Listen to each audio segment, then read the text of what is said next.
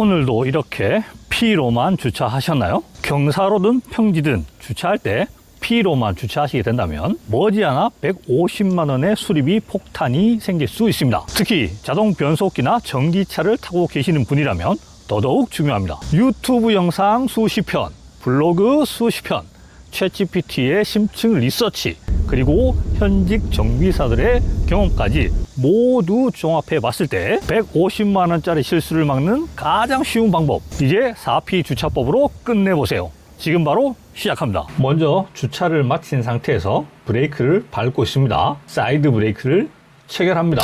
이때 사이드 브레이크 등이 켜지는지 반드시 확인하시기 바랍니다. 마지막으로 기어를 P에 두고 시동을 끕니다. 그 다음 브레이크에서 발을 뗍니다. 중요한 건 브레이크는 4P 주차법이 끝날 때까지 절대 떼지 않는 것입니다. 다시 한번 빠르게 보여드리겠습니다. 정차하시고 사이드 브레이크를 체결하시고 P단 변경하시고 시동 끄고 브레이크 발 떼기. 귀찮게 사이드는 왜 채워? 어차피 사이드든 P든 차를 멈추게 하는데 둘 다 쓸 필요 있어? 이 질문 정말 자주 나오는데요.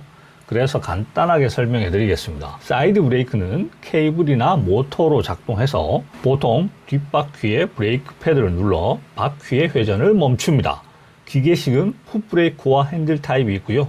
요즘 차량은 대부분 전자식 EPB를 사용합니다. 파킹 브레이크는 기어박스 내부에 파킹핀이라는 작은 금속 부품이 하나 있습니다. 길이 약 3에서 7cm 정도 되고요. 두께는 0.5에서 1cm 정도 되는 납작하고 얇은 부품인데요. 변속기를 P에 두게 되면 기어 안쪽 톱니에 이 핀이 걸려 차량의 구동축을 잠그게 됩니다.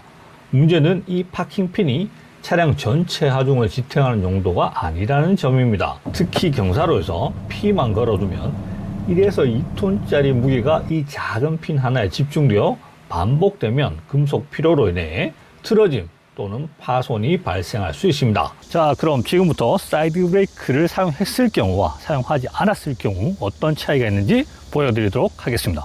먼저 사이드 브레이크를 사용했을 경우입니다. 경사로는 오르막이든 내리막이든 모두 같습니다. 바로에 진입했습니다. 브레이크로 정차. 여기서 주문 4P 사이드 힘차게 걸어줍니다. 브레이크에서 발을 떼지 않습니다. P단 넣습니다. 시동 끄고 브레이크에서 발을 조심스럽게 떼보겠습니다. 차량 꿈쩍도 하지 않습니다. 파킹핀엔 하중이 1도 실리지 않은 상태입니다. 자, 다음은 사이드 브레이크를 안 걸었을 때입니다. 경사로에 진입합니다. 브레이크로 정차합니다. 바로 P단 넣습니다. 시동 끄겠습니다. 브레이크에서 발을 조심스럽게 떼보겠습니다. 보시는 바와 같이 앞으로 밀립니다. 지금 이 상태가 바퀴는 굴러갈 수 있는 상태고 파킹핀이 기어에 걸려 차 무게를 견디고 있는 상태입니다. 여기서 시동 걸고 뒤에 넣으면 통 하고 소리가 날 경우까지 발생합니다. 파킹핀이 빠지면서 나는 소리입니다. 오, 잘 들리실지 모르겠지만 진짜로 통 소리가 납니다. 평지에서도 해보겠습니다.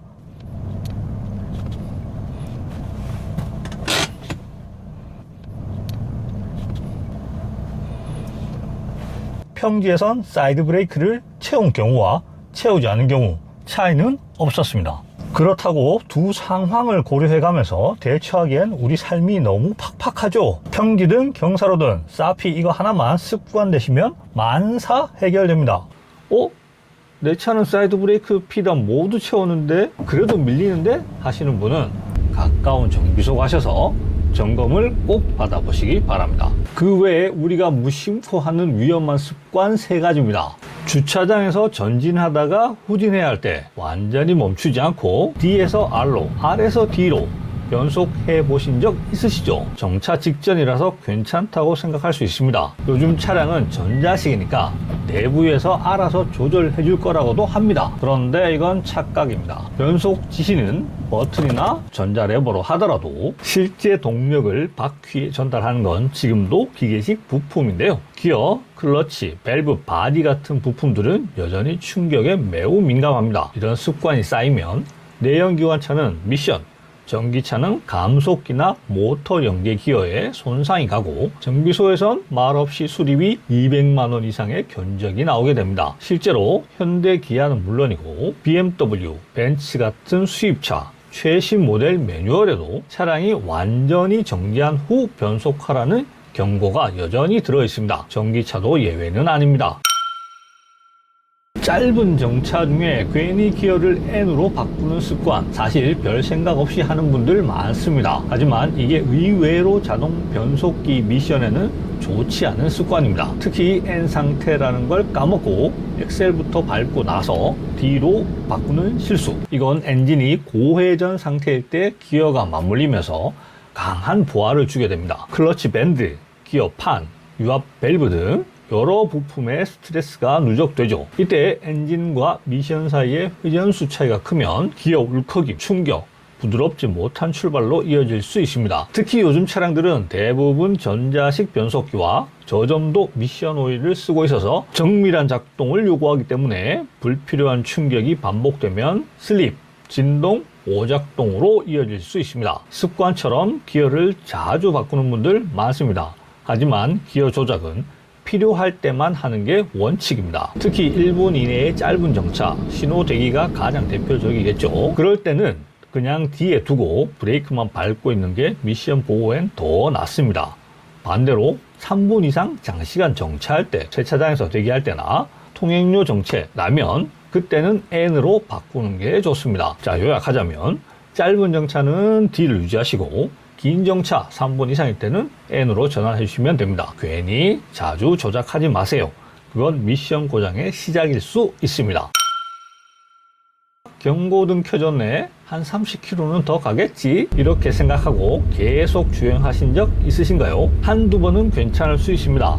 하지만 이 습관이 반복되면 차 안에 있는 연료 펌프라는 부품이 조용히 손상되기 시작합니다. 연료 펌프는 연료 탱크 안에서 휘발유를 엔진으로 보내주는 역할을 하는데, 이 펌프는 연료 속에 잠겨 있어야 냉각과 윤활이 동시에 됩니다. 즉 연료가 충분히 있어야 정상 작동이 가능한 구조입니다. 하지만 경고등이 켜질 정도로 연료가 줄어든 상태에서 연료 펌프가 냉각되지 못하고 공회전 상태로 돌게 되고, 이 상태가 반복되면 펌프 과열, 베어링 손상, 출력 저하 또는 시동 불능까지 이어질 수 있습니다. 수리비요? 보통 30에서 50만 원 선입니다. 일부 수입차는 100만 원 이상까지도 나옵니다. 실제로 제조사 매뉴얼에도 명시되어 있습니다. 게다가 요즘 차량은 경고등 기준이 남은 연료 약 5에서 8리터 수준이라서 한 번 더 버텨보자는 생각이 몇십만 원짜리 고장으로 돌아올 수 있습니다. 경고등 들어오면 즉시 주유소에 가는 것, 이게 진짜 차를 아끼는 습관입니다.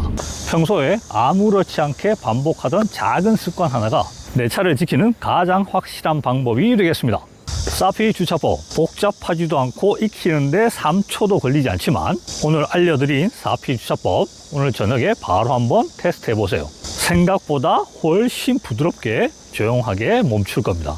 저는 다음 영상에서도 자동차를 오래 안전하게 타는 데 필요한 꿀팁과 실험으로 다시 찾아뵙도록 하겠습니다. 영상이 도움이 되셨다면 구독과 좋아요도 부탁드리고요. 내가 알고 있는 더 좋은 팁이 있다면 댓글도 달아주십시오. 오늘도 영상 함께 해주셔서 감사합니다. 지금까지 보카로그의 차주였습니다.